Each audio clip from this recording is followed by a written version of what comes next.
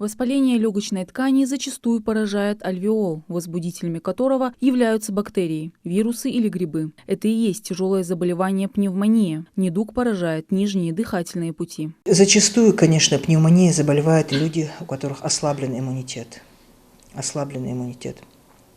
Пневмония может быть переохлаждение, плохое питание, нездоровый образ жизни. Все, что наш иммунитет ослабевает, может спровоцировать развитие пневмонии.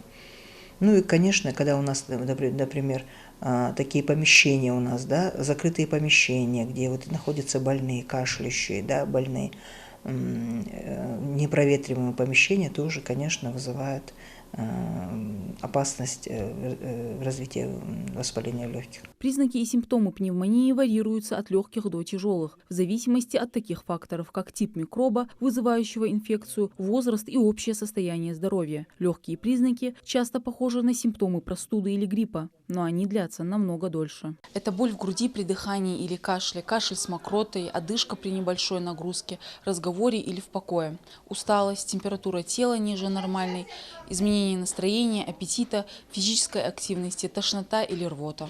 Помимо людей с ослабленным иммунитетом, часто пневмонией болеют дети, пожилые люди с сердечной недостаточностью, с пороками развития легких, курящие и злоупотребляющие алкоголем люди. Предупредить болезнь можно и даже нужно, говорят врачи, чтобы не допустить осложнений. У нас есть пневмококковая вакцина, которая проводится и детям, и проводится людям после 65 лет. Они тоже люди возрастные, у них тоже идет снижение иммунитета.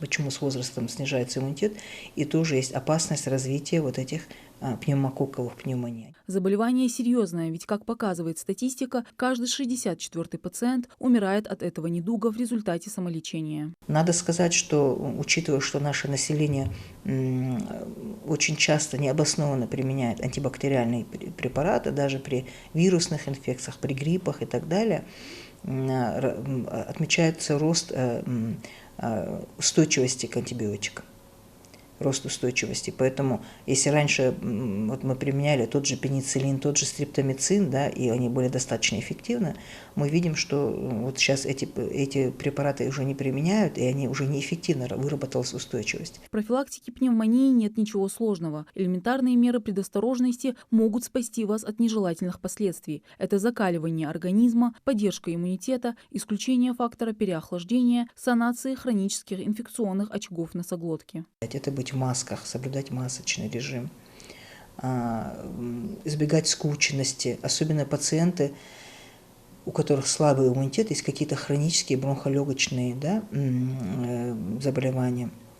Есть какие-то заболевания, которые снижают иммунитет. Это и пациенты, которые получают иммуносупрессивную терапию. Соблюдать меры гигиены, мытье рук почаще, когда особенно идет инфекции, респираторные инфекции идут.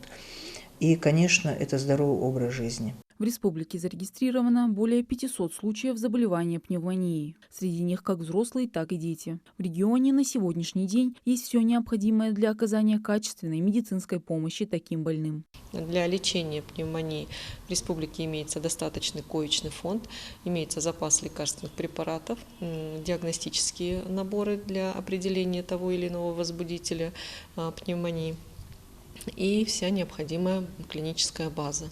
Также у нас в республике расшифровку пневмонии осуществляют в наших медицинских организациях 3 лаборатории бактериологические и 6 лабораторий для определения методом ПЦР. Врачи напоминают, важно знать, повседневные заботы и отсутствие времени на визит к врачу вовсе не оправдание халатному отношению к собственному здоровью. Мадина Цора, Асхаб Белакиев, Новости 24.